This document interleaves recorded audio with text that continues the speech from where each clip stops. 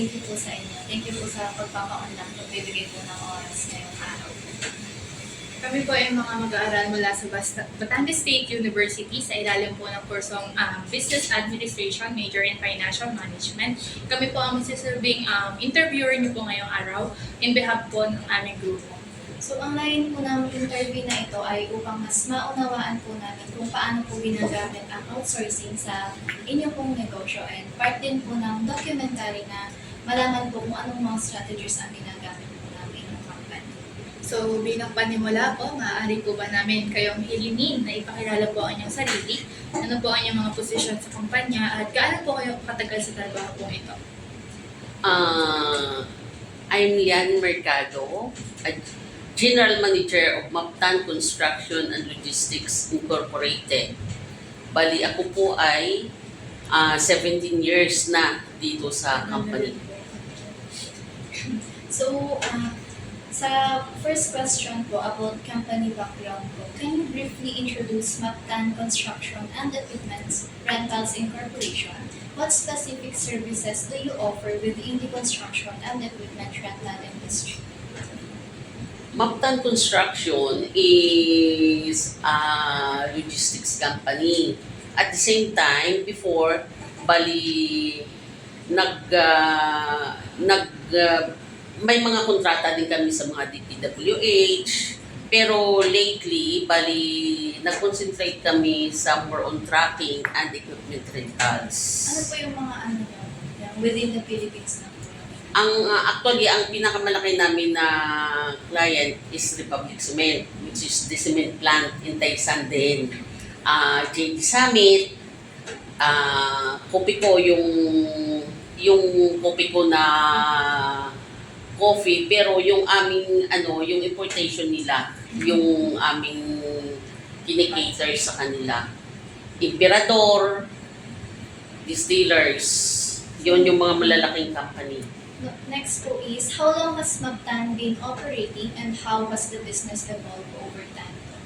Ang Maptan po, bali 20 years. Last June 2025. So what types of clients do you usually serve po? Are they mostly private contractors, government projects, or mixed po? On construction, government before, pero nitong lately na, bali private siya. Private lahat. So under naman po ng outsourcing in company, so when did Maptan first begin using outsourcing as part of its operations po? Nag-outsource kami kasi kami naman bali pag marami ng binibigay sa amin ng mga POs na hindi na kaya ng aming mga trucks or equipments, doon kami nakuha ng outsource. Kasi ayaw namin na masira sa client na hindi namin, kasi pag tracking company, lalo na pag mga importation, bali may may number of days lang na dapat ma-pull out na siya sa pier, kasi pag hindi mo ma-pull out, bali madimurahin naman yung client. Kaya doon nagsisimula kami ng kumukuha ng nag-outsource ng other trucks. Ano naman po, what specific areas of your business operations are currently outsourced? It's accounting, logistics, IT, HR, or equipment maintenance po? More on sa operation, yung sa mga trucks po. Pero ang outsource lang namin sa accounting is, di ba pag naman company, meron talagang external auditor. Required talaga yun, kaya yun lang yung aming outsource. Pero ang more on operation, logistics talaga. Ano po, what made you decide to outsource these particular services instead of keeping them in-house? Yun nga, ang pinaliwanag ko, kasi kulang na kami sa number of trucks. Sobra kasi ang volume na binibigay sa amin ng client. Tapos may may period of may period of deliveries. Kaya kailangan talaga namin kumuha para hindi kami masira sa aming kliyente. So, next naman po is the role of outsourcing in day-to-day operations po. So how is outsourcing integrated into the daily operations of Maptan? Can you walk us through a typical workday involving outsourced services po? Bali yung pag nag-outsource kami, may mga kausap na rin kami ng mga trucking companies.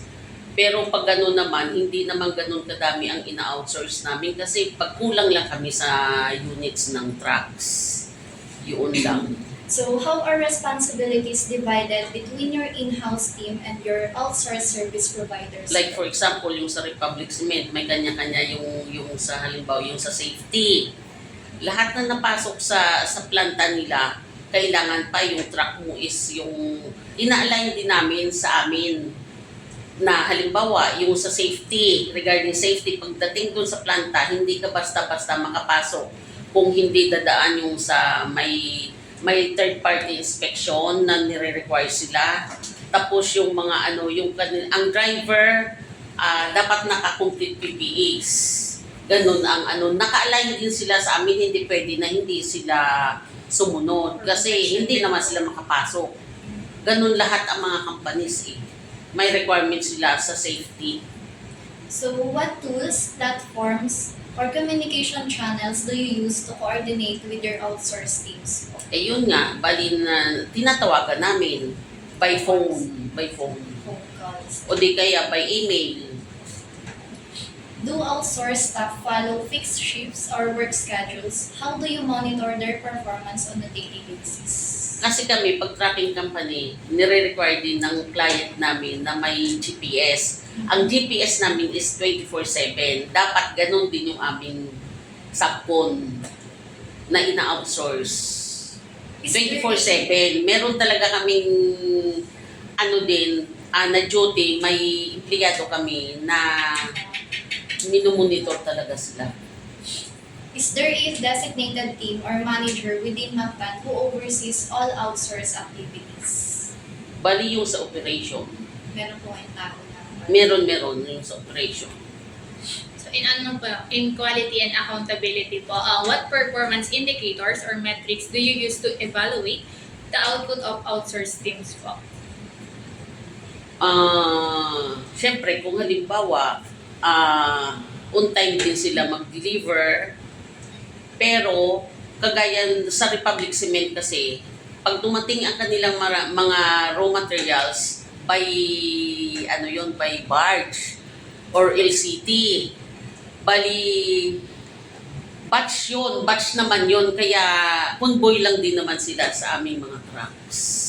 Next po is, how do you ensure that the work done by outsourced providers aligns with Maptan's quality and safety standards po? Bago naman sila kasi pag-umpisahin, bali dapat kumpleto din sila ng mga yung may mga third party inspection ang truck or equipment nila.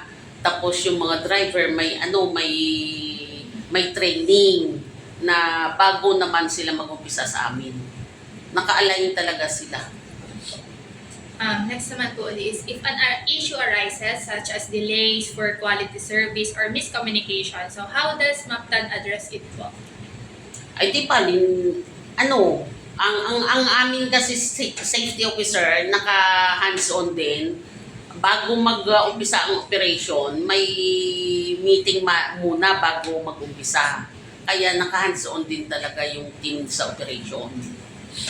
So in your experience po, what are the key benefits of using outsourcing in your business operations? Ayun nga, bali pag kulang kami sa truck, mabibenefit namin kasi kumbaga sa yung rate doon, halimbawa, ang kuha namin doon sa rate is may markup na rin kami, hindi siya pareho doon sa aming bigay namin sa kliyente kasi parang binibigyan na, parang mas maliit sila kasi syempre dapat may markup kami doon. Have you encountered any major challenges with outsourcing po? If so, how did you overcome them po? Hindi naman, okay lang naman na kumuha ng outsource gawa ng bago naman sila mag-umpisa. Bali, ready na naman lahat. Hindi sila pwede mag-umpisa na halimbawa may kulang pa yung ganito, kaya parang wala naman naging problema So from your perspective po, how does outsourcing contribute to the overall growth and efficiency of Mactan po? Malaking bagay. Kasi kung halimbawa, kulang kami nga sa trucks, yung volume na binibigay sa amin, maaano namin, ma-deliver on time din. Kasi di ba pag tracking company is hindi naman pwede na 100%. Kahit halimbawa, meron kaming 50 units ng trucks. Doon sa 50 units, meron talaga doon na nasisiraan within that period. Kaya kung may kinukuha na ka ng outsource, malaking bagay din, makakatulong talaga siya para hindi ka masira sa kliyente nyo. Do you think outsourcing will continue to play a bigger role in the constructions and equipment rental industry in the coming years po? Pag pag yung company na kaya na talaga, pero more on ngayon sa mga malalaking kumpanya din, kagaya ng mga Republic Cement, bakit hindi sila kanilang truck na lang, kanilang equipment na lang? Kasi mas maliit ang problema kasi kagaya niyan, ang empleyado, sa amin din ang empleyado yung mga operator, pag-equipment, tapos yung drivers at pahinante, helpers, sa amin din. Ibig sabihin, hindi na nila problema kasi di ba kagaya ng mga driver, iba-iba ang ugali ng mga yon. May marami talaga matitigas ang ulo. Kaya dapat ang nahawak, talagang kaya din pasunurin ang mga driver. So for the last question po, what advice would you give to other business owners in your industry who are considering outsourcing as part of their operational strategy? Ang outsourcing kasi mas maganda din kasi yun nga yung pinaliwanag ko na walang sakit sa ulo sa empleyado kasi syempre 'di ba hindi naman nila yun, hindi namin empleyado yun sa benefit kagaya ng mga 13-month pay, yung mga sick leave, vacation leave, hindi na namin. Basta babayaran namin sila. Pag tinanggap nila na ganito ang rate na aming kayang ibigay sa inyo, pag tinanggap nila, ay di, wala kaming naging problema. Sila ang may problema doon sa empleyado kung halimbawa pagdating ng December, kailangan nila i-release yung 13-month pay. Parang malaking bagay din sa amin yun.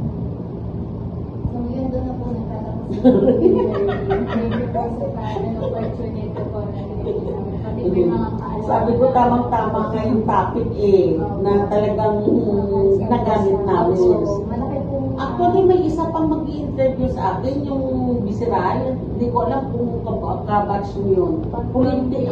Tungkol naman sa politika. Pero yung sa course nyo, di ba, sama talaga ito, related talaga. Sabi ko, tamang-tama, sabi ko, pwede nga sa office din Kasi related talaga sa business namin ng Mactan. Yung po mga sagot mo, ay malaki din po ang maitulong. Pag may tatanong pa rin kayo, kahit itanong ni sa akin para matulungan kayo. Sa subjects nyo lang yan, hindi pa thesis yan. Sabi ko, naku, nag-sige lang pala itong mga batang ito. Okay lang naman po. Thank you po.